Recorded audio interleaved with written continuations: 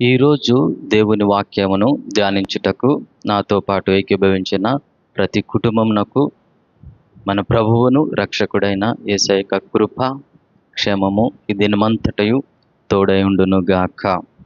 ఈ దినమున దేవుని వాగ్దానాన్ని మనం ధ్యానిద్దాం. దేవుని యొక్క కృపను మనము ఎలా పొందుకుంటాం అనే విషయమై మనం ధ్యానిద్దాం. యాకోబు రాసిన పత్రిక 4వ అధ్యాయం 6వ వచనం. యాకోబు రాసిన పత్రిక 4వ అధ్యాయం 6వ వచనం. కాదు గాని ఆయన ఎక్కువ కృపనిచ్చును, అందుచేత దేవుడు అహంకారులను ఎదిరించి దీనులకు కృప అనుగ్రహించును అని లేఖనము చెప్పుచున్నది. ఇక్కడ దేవుని వాక్యాన్ని గనుక మనం ధ్యానించినట్లయితే ఇక్కడ దేవుడు ఏమంటున్నాడంటే దీనులకు తన కృపను అనుగ్రహిస్తాడంట. హల్లెలూయా.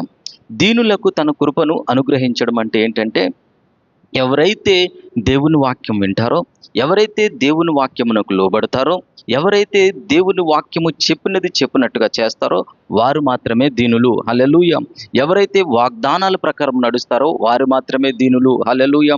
అంతేగాని దీనత్వం అంటే ఒకలాంటి స్వభావం కలిగి ఉండడం కాదు. హల్లెలూయా. బైబిల్ ప్రకారం దీనత్వం అంటే ఆయన వాక్యానికి లోబడడమే, నిత్యమానికి ప్రార్థన చేయడమే, నిత్యమానికి కృతజ్ఞతాస్తుతులు చెల్లించడమే. ఎప్పుడైతే ఇలాంటి దీనత్వం కలిగి ఉంటామో దేవుడు ఏం చేస్తాడంట, మనకు కృపను అనుగ్రహిస్తాడంట. హల్లెలూయా.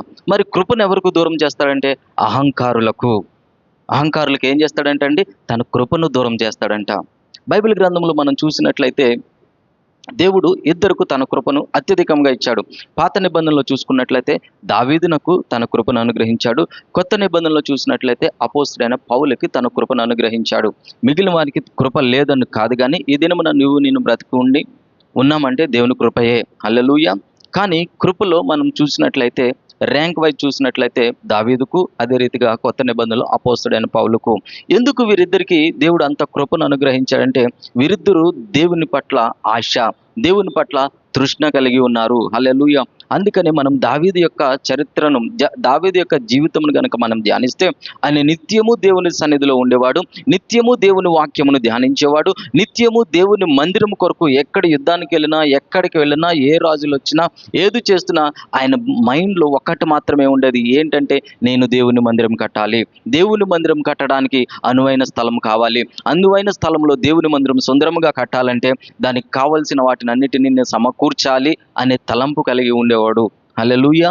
అంత మాత్రమే కాదు, అపోస్తలుడైన పౌలు గురించి కనుక మనం చూసినట్లయితే ఆయన ధర్మశాస్త్రం యందు ప్రావీణ్యత కలిగి ధర్మశాస్త్రము ప్రకారం నడుచుకొనుచు, ధర్మశాస్త్రము ఏది చెబితే దాని ప్రకారం నడుచుకునేవాడిగా ఉన్నవాడు. అందుకనే అపోస్తలుడైన పౌలు అంటాడు కదా, గమాలియేలు దగ్గర నేను దేవుని వాక్యమును నేను నేర్చుకున్నాను. హల్లెలూయా. దాని ఎడల నేను తృష్ణ కలిగి ఉన్నాను. హల్లెలూయా. అందుకనే దేవుడు వారిద్దరికి అత్యధికమైన కృపనిచ్చాడు. ఈరోజు నేను కూడా దేవుని కృపను అత్యధికముగా పొందుకోవాలి అని అంటే గనుక దేవుని పనులు, దేవుని కార్యములు చేయటంలో మనం ముందుండాలి, దేవుని సంఘ కార్యక్రమాలు చేయడంలో ముందుండాలి. అంత మాత్రమే కాదు, దేవుని వాక్యమును ధ్యానించటంలో ముందుండాలి, నశించిపోతున్న ఆత్మలను దేవుని యొద్దకు నడిపించటంలో ముందుండాలి. హల్లెలూయా. ఎలాగైతే మనం ఎప్పుడైతే ఇలా ఉంటామో అప్పుడు దేవుని యొక్క కృపను పొందుకుంటాం. దావీదు గొర్రెల కాపరిగా ఉన్నప్పుడు, రాజుగా చేసినప్పుడు ఎప్పుడు కూడా దేవుని యొక్క కృపను మర్చిపోలేదు. ప్రతి నిత్యము నా ప్రాణమా యెహోవాను సన్నిధించుము, నా అంతరంగమునున్న సమస్తమా ఆయన పరిశుద్ధ నామమును గణపరచుము, ఆయన చేసిన ఉపకారములలో దేనిని మరువకము. హల్లెలూయా. ఈ మాట చాలా ప్రాముఖ్యమైనది. ఈరోజు నేను ఈ స్థితిలో ఉన్నామంటే ఎప్పుడైనా మనం దేవునికి కృతజ్ఞతాస్తుతులు చెల్లించామా? హల్లెలూయా. ఒక్కసారి మనం పరీక్షించుకోవాలి. ప్రతిరోజు ఉదయం లేకగానే నా ప్రాణమా యెహోవాను సన్నిధించుము, నా అంతరంగమునున్న పరిశుద్ధాత్మదేవా నాకు కృపనిచ్చినందుకు వందనాలు, నా ప్రాణమా యెహోవాను సన్నిధించుము, ఆయన చేసిన ఉపకారములలో దేనిని మరువకుము అని నీ ప్రాణంతో నువ్వు మాట్లాడుకోవాలి. ఎప్పుడైతే నీ ప్రాణంతో ఈ రీతిగా మాట్లాడుకుంటావో దేవుని యొక్క కృపను మరెక్కువగా పొందుకుంటావు. హల్లెలూయా. కాబట్టి అందుకనే దావీదు అంటారు కదా, దివారాత్రములు దేవుని వాక్యాన్ని మనము ధ్యానించేవారుగా ఉండాలి. హల్లెలూయా. అహంకారులను ఎదిరిస్తాడంట. సౌలును మనం కనుక చూసినట్లయితే తన గాడిదలు పోయినప్పుడు వెతుక్కుంటూ వెళ్ళిన ఆ సౌలుకి దేవుడు రాజుగా చేసి ఉన్నాడు.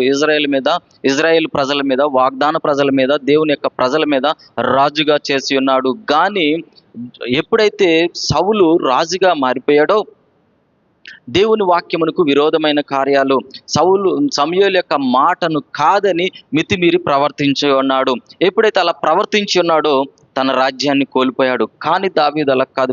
కుమారుడా, కుమార్తె, మనము బైబిల్ గ్రంథాన్ని గనక క్షుణ్ణంగా చదివినట్లయితే దావీదు ఎప్పుడు దైవజనులు గౌరవించేవాడు, ప్రవక్తలను గౌరవించేవాడు, యాజకులను గౌరవించాడు. యుద్ధమునికి వెళ్ళాలన్నా, ఏ కార్యము చేయాలన్నా మొట్టమొదటగా యాజకులను పిలిపించుకుని ప్రార్థన చేయించుకునేవాడు. హల్లెలూయా. దేవుని యొద్ద కనిపెట్టుకునేవాడుగా ఉండేవాడు. హల్లెలూయా. ఈ దినమున దావీదుని గురించి ధ్యానిస్తున్న మనము, దావీదు అని పేరు పెట్టుకుంటున్న మనము, యూదాగోత్రం అని చెప్పుకుంటున్న మనము, దావీదు కుమారులం అని చెప్పుకుంటున్న మనము దావీదు యొక్క లక్షణములు కలిగి ఉన్నామా లేదా అని మనము ఎప్పుడు కూడా ప్రశ్నించుకోవాలి. హల్లెలూయా. ఎప్పుడైతే మనల్ని మనం ప్రశ్నించుకోవడం ప్రారంభిస్తామో మనకి జ్ఞానం కలుగుతుంది, దేవుని యొక్క జ్ఞానము కలుగుతుంది.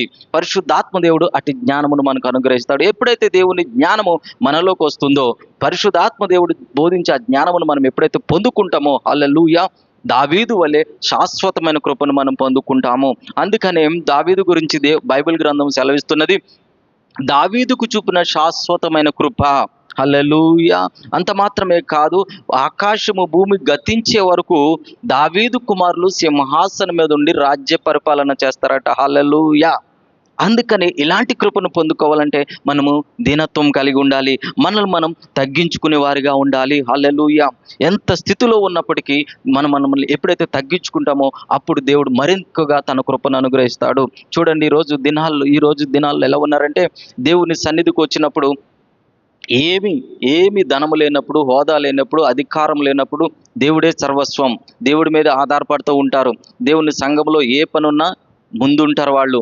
కానీ ఒక్కసారి దేవుడు వారికి కృప చూపించి ఆశీర్వదించిన తర్వాత దేవుని సన్నిధికి దూరం అయిపోతారు, దేవునికి వ్యతిరేకంగా మాట్లాడడం మొదలు పెడతారు. కనుక అలాంటి వారిని బైబిల్ ఏమంటుందంటే అహంకారులు అంటుంది. ప్రియ కుమారుడా, కుమార్తె, దేవుడు నీ జీవితంలో చేసిన అద్భుతాలను బట్టి ఎప్పుడు కూడా కృతజ్ఞతాస్తుతులు చెల్లించేవాడిగా ఉండాలి, కానీ అహంకారుల వలె ఉండొద్దు. కనుక మనలో ఏదన్నా అహంకారం ఉందా? తెలిసి తెలియని అహంకారం. దేని విషయమైన మనం అహంకారంగా జీవిస్తున్నామా? హోదాను బట్టి కానీ, పరిస్థితులను బట్టి కానీ, ధనమును బట్టి కానీ, మనకున్న బంగారమును బట్టి కానీ, ఆస్తుపాస్తులను బట్టి కానీ క్రైస్తవ బిడ్డలను తృణీకరిస్తున్నామా? సంఘాన్ని తృణీకరిస్తున్నామా? ప్రియ కుమారుడా, కుమార్తె, అలా మీరు ఉండడానికి వీల్లేదు. ఎందుకంటే బైబిల్ నేను అహంకారులు అంటుంది. అలా అహంకారం ఎప్పుడైతే వస్తుందో దేవుని కృపను తీసివేస్తాడు. ఎప్పుడైతే దేవుని కృపను తీసివేస్తాడో పొందుకున్నదంతా పోగొట్టుకుంటావు. కనుక మనము దీనత్వము కలిగి ఆయన సన్నిధిలో కనిపెట్టుకోవాలి. ప్రతి ఆదివారము తప్పక దేవుని సన్నిధికి వెళ్ళాలి. ఆయన చేసిన ఉపకారములను సాక్ష్యంగా చెప్పుకోవాలి. అంత మాత్రమే కాదు, సంఘంలో ఏ పని ఉన్నా నీవు చేయాలి. నీ అంతట నువ్వే ప్రేరేపింపబడి చేయడం నేర్చుకోవాలి. హల్లెలూయా. అంత మాత్రమే కాదు, దేవుని వాక్యాన్ని ధ్యానించడంలోను, పాటలు పాడడంలోను, వాయిద్యములు వాయించడంలోను నీకు దేవుడు ఏదైతే తలాంతునిచ్చాడో ఆ తలాంతును దేవుని కోసం మాత్రమే నువ్వు ఉపయోగించే బిడ్డగా ఉండాలి. హల్లెలూయా. ఎప్పుడైతే దేవుని కోసమే ఉపయోగించే బిడ్డగా ఉంటావో దేవుడు మరింతగా తన కృపను అనుగ్రహిస్తాడు. మరింతగా కృపను అనుగ్రహించినప్పుడు నీవు, నీ బిడ్డలు, మన బిడ్డలు ఎప్పుడు కూడా సింహాసనం మీద ఉండి రాజ్య పరిపాలన చేస్తాం. హల్లెలూయా. మన బిడ్డలు ఎప్పుడు కూడా భిక్షమెత్తుకోరు. హల్లెలూయా. ఇలాంటిదండి దేవుని కృప. కాబట్టి ఇలాంటి కృపను మనము ఎంత మాత్రము నిర్లక్ష్యం చేయకూడదు. కాబట్టి ప్రియ కుమారుడా, కుమార్తె, ఈ దినమున దేవుని వాక్యమును ధ్యానిస్తున్న నీవు దేవుని కృపను కలిగి ఉండాలంటే దీన స్వభావం కలిగి ఉండాలి. హల్లెలూయా. దేవుని కోసం తృష్ణ కలిగి ఉండాలి. హల్లెలూయా. దేవుని మందిరమై ఆసక్తి కలిగి ఉండాలి. హల్లెలూయా. దేవుని మాటలు వినుటి అందు ఆసక్తి కలిగి ఉండాలి. హల్లెలూయా. ఎప్పుడైతే ఇలా ఉంటావో దేవుని కృపను పొందుకుంటావు. మరొక మాట మీకు చెప్పాలని ఆశపడుతున్నాను, ఎంతగా దేవుడు తన కృపను అనుగ్రహిస్తాడో అంతగా నువ్వు దేవునికి దగ్గర అవ్వాలి. హల్లెలూయా. కానీ ఈ రోజులల్లా లేరు. కానీ నువ్వు అలా ఉండవద్దు. దేవుడిని ఎంతగా నీకు మీద కృప చూపిస్తున్నాడో దేవునికి అంతగా దగ్గరవు, ఇంకా గొప్పగా ఆశీర్వదించబడతావు. హల్లెలూయా. అలాంటి కృప నీకు, నాకు, నీ బిడ్డలకు, నా బిడ్డలకు, మీ సంఘమునకు, మన సంఘమునకు సదాకాలము కలుగును గాక. హల్లెలూయా. హల్లెలూయా. చిన్న ప్రార్థన చేసుకుందాం. ప్రేమగల తండ్రి, కృపగల యేసయ్య, ఆదరణకర్త అయిన పరిశుద్ధాత్మ దేవ, మీ ఘనమైన, శ్రేష్టమైన, ఉన్నతమైన, ప్రశస్తమైన నామమునకు వేలకొలది వందనం చెల్లిస్తున్నాను ప్రభువా. ఇదిగో నేను అహంకారులను ఎదిరించి దీనులకు నీ కృపనిస్తానన్నావు. ప్రభా ఇదిగోనైనా దీనత్వం అనగా ప్రభా నీ వాక్యము ప్రకారం నడవడము, నేను దీనత్వం అనగా నీ వాక్యమును ధ్యానించడము, దీనత్వం అనగా నీ సన్నిధి కోసం కనిపెట్టుకోవడము, దీనత్వం అనగా విశ్రాంతి దినమును పాటించడము. గనుక ప్రభా ఇదిగోనైనా ఏ బిడ్డలైతే తీర్మానం చేసుకున్నారో ప్రభా ఈ దినము నుంచి నేను మానక ఈ యొక్క జూలై మాసం మొదలుకొని డిసెంబర్ వరకు ఇది మొదలుకు నేను సంఘము మానను అని ఎవరైతే తీర్మానించుకున్నారో ఆ బిడ్డలకు నీ కృప కలుగును గాక. అంత మాత్రమే కాదు ప్రభా, సంఘ పరిచర్యలో ముందుంటానని ఎవరైతే తీర్మానం చేసుకున్నారో వారికి నీ కృప కలుగును గాక. దావీదుకు చూపిన శాశ్వతమైన కృప ఈ వాక్యం వింటున్న ప్రతి బిడ్డకు కలుగును గాక, నిశ్చయముగా కలుగును గాక, వారి బిడ్డలకు కలుగును గాక. Thank you lord. అది అంత మాత్రమే కాదు ప్రభా, మాలో ఎక్కడైనాను అహంకారం ఉన్నట్లయితే వేరుతో సహా తొలగించినందుకు వందనాలు. తండ్రి దేవ, మాలో ఉన్న అహంకారం యేసుక్రీస్తు నామమున లయపరచబడును గాక. తండ్రి దేవ, మాలో ఉన్న అహంకారము యేసుక్రీస్తు నామమున లయపరచబడును గాక, వేరుతో సహా తొలగిపోవును గాక. అలాంటి కృపను మాకు అనుగ్రహించి మమ్మల్ని దీవించినందుకు వందనం చెల్లిస్తూ, దావీదు వలె సంఘం నిమిత్తం ఆశ, నేను పౌలు వలె నేను ధర్మశాస్త్రమైన ఆశ కలిగి తృష్ణ కలిగి జీవించే కృపను మా అందరికి అనుగ్రహించినందుకు వందనం చెల్లిస్తూ యేసుక్రీస్తు నామమున మా మనవులన్నీ అడిగి పొందుకున్నాము తండ్రి. Amen, amen, amen. మన తండ్రి అయిన దేవుని ప్రేమ, యేసుక్రీస్తు వారి యొక్క కృప, పరిశుద్ధాత్మ దేవుని యొక్క సన్నిధి సహవాసము మనకు సకల పరిశుద్ధులకు సదాకాలము తోడేండును గాక. Amen, amen, amen. ఈ దినము నువ్వు ఎక్కడికి ప్రయాణం చేస్తున్నా దేవుని కృప తోడేండును గాక.